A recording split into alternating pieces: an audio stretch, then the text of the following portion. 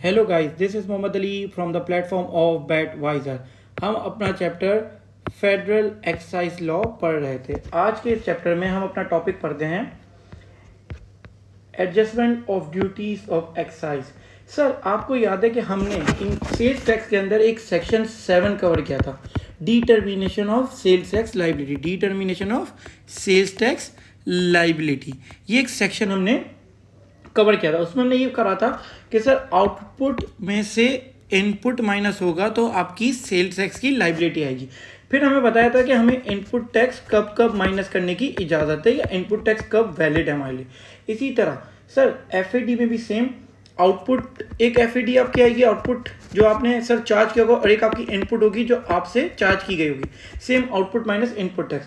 तो यहाँ भी सेम बात है कि कब आप डिटरमाइन करेंगे अपनी नेट लाइबिलिटी और एडजस्ट करेंगे अपने इनपुट टैक्स को, एडजस्ट करेंगे अपनी इनपुट ड्यूटीज़ को। टैक्स नहीं कहूँगा मैं, ड्यूटीज़ कहूँगा। एफएडी ड्यूटी है, ठीक है।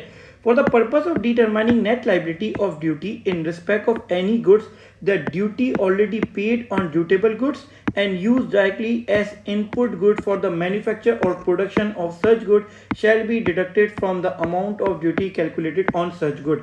अब यहाँ पे क्या बात कर रहा है कि एफएडी की जो इनपुट है वो तभी क्लेम होगी जब वो ड्यूटेबल गुड्स यूज किए गए हो डायरेक्टली एज इनपुट गुड्स।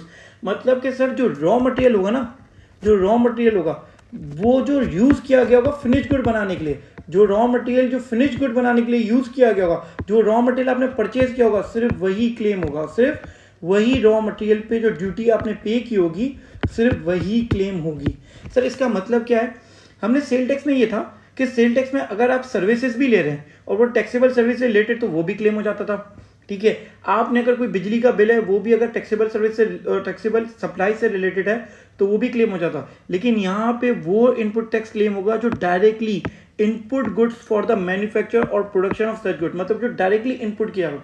आपको याद है सर कॉस्टिंग पढ़ी है, एक डायरेक्ट कॉस्ट होती है, इनडायरेक्ट कॉस्ट। तो मैं यही कहूँगा जो कि डायरेक्ट कॉस्ट होती है, जो गुड्स को बनाने के लिए डायरेक्ट कॉस्ट होती है, उसके ऊपर का इनपुट आप क्लेम कर सकते हैं। उसके ऊपर की इनपुट की ड्यूटीज आप अपने आउटपुट की ड्यूटी से क्लेम कर सकते हैं, ठीक है। पहला पॉइंट। दूसरा point, adjustment of FAD shall be admissible only if a registered person hold a valid proof to the affect that he has paid the price of goods purchased by him including FAD and he has received the price of goods sold by him including the FAD। Sir अब यहाँ पे बात कर रहा है कि adjustment of FAD जब भी एडमिसिबल होगी जब ये दो बातें होगी। नंबर वन, जब आप अपनी प्राइस पे कर चुके हो जो गुड्स आपने परचेज किए इंक्लूडिंग एफएडी। मतलब कि सर सेल टैक्स में ये था कि आपने अभी गुड्स खरीदे तो आपका इनपुट टैक्स आप क्लेम कर सकते हैं अनटिल अनलेस कि गुड्स आपने क्रेडिट पे खरीदो, एक्रूअल बेसिस खरीदो, आज पेमेंट दें, कैश पे दें, कल दें, कैश पे खरीदे हो या आपने एक्रूअल बेसिस पे अभी आपने क्रेडिट पे खरीदे, 3 महीने बाद पेमेंट है, तब भी आप अपना इनपुट टैक्स उस मंथ में क्लेम कर लेंगे जिस मंथ में आपने गुड्स को परचेज किया होगा। लेकिन सर एफएडी में तभी आप इनपुट टैक्स क्लेम कर सकते हैं जब आपने एक्चुअल प्राइस पे कर दी है। जब आपने एफएडी गुड्स परचेज किए और उसकी प्राइस पे कर दी तभी आप इनपुट टैक्स क्लेम कर सकते हैं। And he has received the price of goods sold by him including FAD. और सर जिस सामने वाले ने जिसका आउटपुट टैक्स बनता है उसने भी वो प्राइस क्या किया हो, जिसने सोल्ड किए उसने भी प्राइस रिसीव कर लियो। तो यहाँ पे डायरेक्टली मैं कहूँ ना तो कैश बेसिस फॉलो हो रहा है, कैश बेसिस, कि जिस टाइम पे आप एक्चुअली अपनी एफएडी की प्राइस पे करेंगे तभी इनपुट टैक्स क्लेम होगा और वो जो प्राइस पे करेंगे जिसने सोल्ड किया होगा उसको वो प्राइस रिसीव हो चुकी हो।